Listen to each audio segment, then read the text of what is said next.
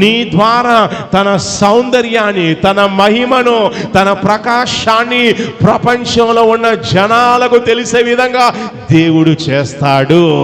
దేవుడు మట్టిలో నుంచి తన మహిమ స్వరూపాన్ని తెచ్చిన దేవుడు. అందుకే దేవుడు ఎన్నడూ కూడా విడిచిపెట్టని చెప్పాడు. నువ్వు నష్టపోయినా కష్టపోయినా వదిలిపెట్టాడు. ఆయన సదాకాలం నీతో ఉంటానని సెలవిచ్చి ఉన్నాడు. ఇక వినండి, ఎవరైతే బాధల్లో కష్టాల్లో ఉన్నారో, బాధల్లో రోగాల్లో సమస్త సమస్యలో ఉన్నారో, ఇక మీ అందరితో పరిశుద్ధాత్మ దేవుడు సెలవిచ్చే విషయం ఏంటంటే, నేను మీ జీవితంలో నూతనమైన కార్యాలు చేయబోచున్నాను. ఎక్కడైతే రోగాలు ఉన్నాయో నేను స్వస్థపరిచి గొప్పవారిని చేస్తాను. ఎక్కడైతే కన్నీరు ఉందో ఆ కన్నీరుతో నేను పని చేసి ఆ కన్నీరును నాట్యంగా చేస్తాను. ఎక్కడైతే ఇబ్బందులు ఉన్నాయో ఆ ఇబ్బందుల్లో పని చేసి నేను అనేక మందికి ఇబ్బందులు తొలగించే వారిగా చేస్తానని పరిశుద్ధాత్మ దేవుడు సెలవిస్తున్నాడు. ఇక నమ్ముచున్న వాళ్ళు గట్టిగా చప్పట్లు కొట్టి గట్టిగా, ఎక్కడైతే నీవు నష్టపోయావో, పడిపోయావో, అక్కడే నీవు లాభపడే విధంగా దేవుడు నిన్ను నడిపించబోతున్నాడు. వారిసివని చెప్పండి. ఎక్కడైతే నువ్వు నష్టపోయావో, ఎక్కడైతే నువ్వు పడిపోయావో, అక్కడే నువ్వు లాభాలు గడించే విధంగా దేవుణ్ణి నడిపిస్తారని పరిశుద్ధాత్మ దేవుడు సెలవిస్తున్నాడు.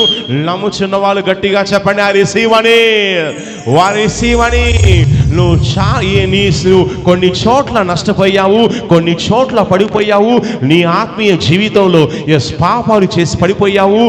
కొంతమంది మోసం చేశారు, నష్టం చేశారు, శోధనలో పడ్డావు, వ్యభిచారంలో పడ్డావు, నష్టాల్లో ఉన్నావు, పాపంలో జీవించావు. ఇక నీవు అనుకుంటున్నావు, ఇక నా జీవితం ఇంతేనా, ఇలాగే నేను జీవించాలా, ఇక నా కథ ముగిసిందా, అయ్యో నన్ను మోసం చేశారు, అయ్యో నేను పాపంలో శోధనలో ఉన్నాను, ఎలా నా జీవితం, ఎలా నా బ్రతుకు, ఎలా నా భవిష్యత్ అని నువ్వు తప్పి చింతిస్తున్నావు. కానీ ఈరోజు పరిశుద్ధాత్మ దేవుడు సెలవిచ్చే విషయం ఏంటంటే, నువ్వు ఎక్కడైతే పడిపోయినావో అక్కడే దేవుణ్ణి నిలబెట్టబోతున్నాడు. ఎక్కడైతే నష్టపోయి ఉన్నావో అక్కడే దేవుడు నువ్వు లాభాలు గడించే విధంగా చేస్తానని పరిశుద్ధాత్మ దేవుడు సెలవిస్తున్నాడు. నమ్ముచున్న వాళ్ళు గట్టిగా చెప్పండి, రిసీవ్ అని చెప్పండి, గట్టిగా రిసీవ్. లూకా సువార్త 5వ అధ్యాయము 4వ వచనం చూడండి. లూకా సువార్త 5వ అధ్యాయము 4వ వచనం. ఆయన బోధించుట చాలించిన తర్వాత నీవు దోణిను లోతునకు నడిపించి చేపలు పట్టుటకు మీ వలలు వేయుడని సీమోనుతో చెప్పగా ఆయన బోధ చేయడం ముగించిన తర్వాత ప్రభు ఏం చేశారంటే, ఇక నేను బోధ ముగించేశాను, ఇక నా సమయం అయిపోయింది, నాకు ఆకలిస్తుంది, ఇక చలో శిష్యులారని చెప్పేసి ఆయన వెళ్ళిపోలేదు. ఆయన కృతజ్ఞతను చూపించే దేవుడు. ఆయనకు ఎవరైతే మేలు చేస్తారో, ఆయన రాజ్యానికి ఎవరైతే సహకరిస్తారో, ఎవరైతే సహాయం చేస్తారో వారిని ఎన్నడూ మర్చిపోడు. దేవుడు ఎంత బిజీగా ఉన్నప్పటికీ కూడా వారిని దీవిస్తాడు. ఆయన బోధించిన తర్వాత, నేను ఇంతసేపు బోధించాను, ఇక అలసిపోయాను, సొలిసిపోయాను, ఆకలిస్తుంది, ఇక లంచ్ టైం అవుతుంది, ఇక శిష్యులారా చలో ప్యాకప్ చేసుకోండి, వెళ్ళిపోదాం, దగ్గరలో హోటల్ ఉంటే తినేద్దామని ఆయన వెళ్ళిపోలేదు. బోధించిన తర్వాత సీమోను పేతురు చూచి, సీమోనా, నీవు నీ దోణెను లోతునకు నడిపించి చేపలు పట్టుటకు మీ వలలు వేయండి సీమోనుతో చెప్పాడు.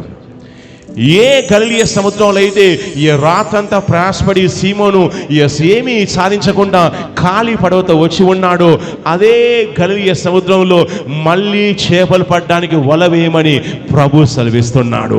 ఎక్కడైతే నష్టపోయి ఖాళీ ఓడతో వచ్చి ఉన్నాడో అక్కడే నువ్వు లాభాలు గడిస్తావు అని ప్రభు సెలవిస్తున్నాడు. ఆయన సెలవిచ్చాడు, వల వేయండి అంటే పేతురు ఆయన కొంచెం ఇబ్బంది పడి ఉండొచ్చు, రాత్రంతా ప్రయాసపడ్డాము. అయితే ప్రభువు చెప్పాడు,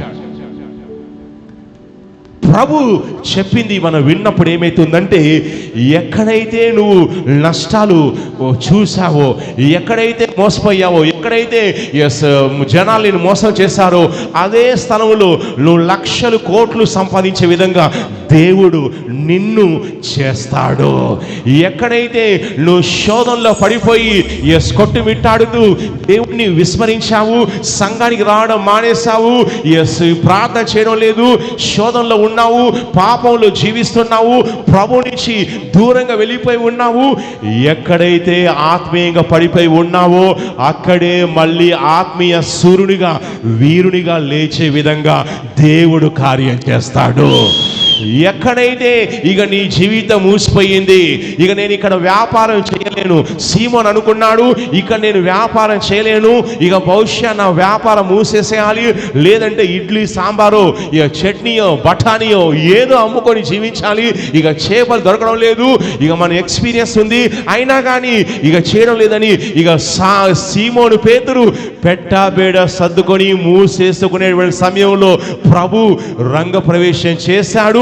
నష్టాన్ని లాభంగా మార్చాడు, కష్టాన్ని ఆశీర్వాదంగా మార్చాడు, మోసాన్ని దీవెనగా మార్చాడు. దేవుడు ఇలాగే చేస్తాడండి. దేవుడు నువ్వు ఎక్కడైతే కృంగిపోయావో అక్కడి వద్దకి దేవుడు వస్తాడు, అక్కడికే వస్తాడు. మనకున్న గ్రహం ఒకటే గ్రహం, భూగ్రహము. నువ్వు ఉన్న దేశం ఒకటే దేశం, నువ్వు ఉండే రాష్ట్రం ఒకటే రాష్ట్రం. నువ్వు ప్రతి చోట ఉండలేవు.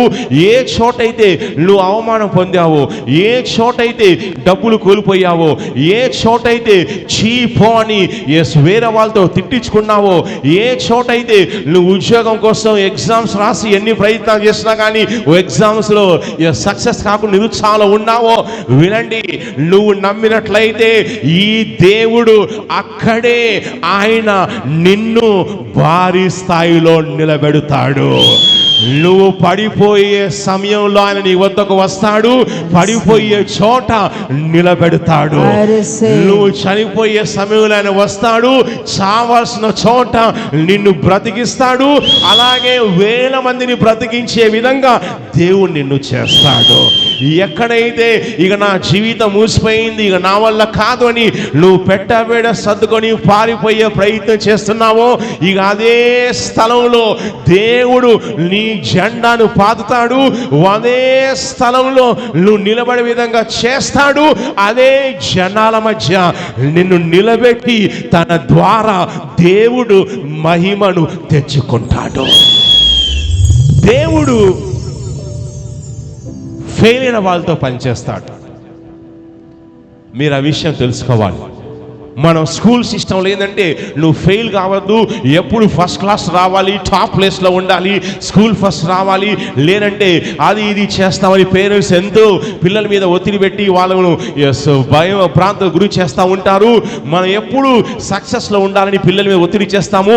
కానీ దేవుడు మాత్రం జీవితంలో ఎవరైతే ఓడిపోయి ఉన్నారో, ఎవరైతే మొత్తం నష్టపోయి ఉన్నారో, ఇక ఎవరైతే ఇక నాకు ఏమీ లేదు, ఇక చావే శరణ్యం, ఇక నా చేతుల్లో ఏది లేదు, చేతిలో చిల్లి గవ్వ లేదు, కుటుంబం లేదు, అంతా వదిలేశారు, ఇక అంతా అయిపోయిందని, ఇక ఓడిపోయిన జీవితం, పడికిమాల జీవితం, ఇక నా వల్ల ఏది కాదని నువ్వు ఎప్పుడైతే అనుకుంటావో అప్పుడు నీ జీవితాన్ని దేవునికి ఇచ్చినప్పుడు దేవుడు పనికి మాలిన వాళ్ళను తీసుకొని వేల మందికి పనికొచ్చే వాడిగా దేవుడు చేస్తాడు. ఫెయిల్ అయిన వాళ్ళను తీసుకొని దేవుడు మోస్ట్ సక్సెస్ఫుల్లో ఉన్న వారితో పోటీ పడి వారిని ఫెయిల్ చేసే విధంగా ఫెయిల్ అయ్యే వాళ్ళను దేవుడు నిలబెట్టి సక్సెస్ని సాధించే విధంగా ఇస్తాడు. దేవుడు మట్టిని తీసుకొని ఆ మట్టిలో నుంచి మానవ రూపం చేశారండి. ఈరోజు మనిషి యొక్క విషయంలో మనిషి ఎంతో అందంగా ఉంటాడు. ఈ యొక్క మనిషి యొక్క రూపాన్ని దేవుడు ఎక్కడి నుంచి చేస్తాడు? మట్టిని తీసుకున్నాడు. ఆ మట్టిని మట్టి ముద్దగా చేసి అందులో ప్రభు ఒక మానవ ఆకారాన్ని చేశాడు. తన స్వరూపమందు ఆకారం చేసి మట్టిలో నుంచి మాణిక్యాన్ని తీసుకొచ్చాడు. ఆ మాణిక్యానికి మహిమనిచ్చాడో, ఈ మహిమ గల మట్టి శరీరాన్ని మహిమగా చేసి ఈ ప్రపంచాన్ని పాలించే విధంగా దేవుడు చేశాడు. దేవునికి విరిగిపోయిన పాత్రలు కావాలి, నలిగిపోయిన పాత్రలు కావాలి. మీరు చాలాసార్లు అనుకుంటారు, ఈ సినిమా హీరోలు, రాజకీయ నాయకులు కనుక వాళ్ళు ప్రభువుని నమ్ముకున్నట్లయితే ఎంతో దేవుడు సాధిస్తాడు కదా అనుకుంటారు. కానీ వాళ్ళ ద్వారా సాధించే దానికంటే ఎవరైతే విరిగి నలిగిపోయి ఉన్నారో, ఎవరైతే నష్టపోయి కష్టాలు భరించి విరిగి నలిగిపోయిన పాత్రలుగా, మట్టి పాత్రలుగా ఉన్నారో, దేవుడు వారి ద్వారా తన మహిమను ఆయన చూపించుకుంటాడు. ఏమీ లేని వాడిని తీసుకొచ్చి అన్నీ ఉన్నవారిగా చేయడమే దేవుని యొక్క సత్తు, దేవుని యొక్క సామర్థ్యం అండి. సో కాబట్టి ఎక్కడైతే నష్టపోయావో నువ్వు బాధపడొద్దు. అయ్యో నష్టం వచ్చింది, కష్టం వచ్చిందని గగ్గోలు పెట్టొద్దు. ఎందుకంటే దేవుడు కార్యం ఆరంభించడానికి అదే రైట్ స్థలము, అదే సరైన సమయం, సరైన స్థలము. ఎందుకంటే దేవుడు నష్టంతో పనిచేస్తాడు, దేవుడు ఫెయిలియర్తో పనిచేస్తాడు, దేవుడు విరిగి నలిగిన పాత్రలతో పనిచేస్తాడు. ఎందుకంటే ఆయన రిపేరు చేసే దేవుడు, ఆయన జీవితాన్ని రిపేరు చేస్తున్నాడు. వినండి, ఎవరైతే నా జీవితం అంతా అస్తవ్యస్తంగా ఉందని ఎవరైతే బాధపడుచున్నారో, ఇక మీ అందరికీ పరిశుద్ధాత్మ దేవుడు ఇచ్చేటువంటి ప్రవచన వాక్యం ఏంటంటే, మీ జీవితాన్ని ఆయన రిపేరు చేస్తాడు. రిపేరు చేయలేని స్థాయిలో ఉన్నా కానీ తీసుకొని రిపేరు చేస్తాడు. నీ ద్వారా తన సౌందర్యాన్ని, తన మహిమను, తన ప్రకాశాన్ని ప్రపంచంలో ఉన్న జనాలకు తెలిసే విధంగా దేవుడు చేస్తాడు. దేవుడు మట్టిలో నుంచి తన మహిమ స్వరూపాన్ని తెచ్చిన దేవుడు. అందుకే దేవుడు ఎన్నడూ కూడా విడిచిపెట్టని చెప్పాడు. నువ్వు నష్టపోయినా కష్టపోయినా విడిపించాడు, వదిలిపెట్టాడు. ఆయన సదాకాలం నీతో ఉంటానని సెలవిచ్చి ఉన్నాడు. ఇక వినండి, ఎవరైతే బాధల్లో, కష్టాల్లో ఉన్నారో, బాధల్లో, రోగాల్లో, సమస్త సమస్యలో ఉన్నారో, ఇక మీ అందరితో పరిశుద్ధాత్మ దేవుడు సెలవిచ్చే విషయం ఏంటంటే, నేను మీ జీవితంలో నూతనమైన కార్యాలు చేయబోచున్నాను. ఎక్కడైతే రోగాలు ఉన్నాయో నేను స్వస్థపరిచి గొప్పవారిని చేస్తాను. ఎక్కడైతే కన్నీరు ఉందో ఆ కన్నీరుతో నేను పనిచేసి ఆ కన్నీరును నాట్యంగా చేస్తాను. ఎక్కడైతే ఇబ్బందులు ఉన్నాయో ఆ ఇబ్బందుల్లో పనిచేసి నేను అనేక మందికి ఇబ్బందులు తొలగించేవానిగా చేస్తానని పరిశుద్ధాత్మ దేవుడు సెలవిస్తున్నాడు.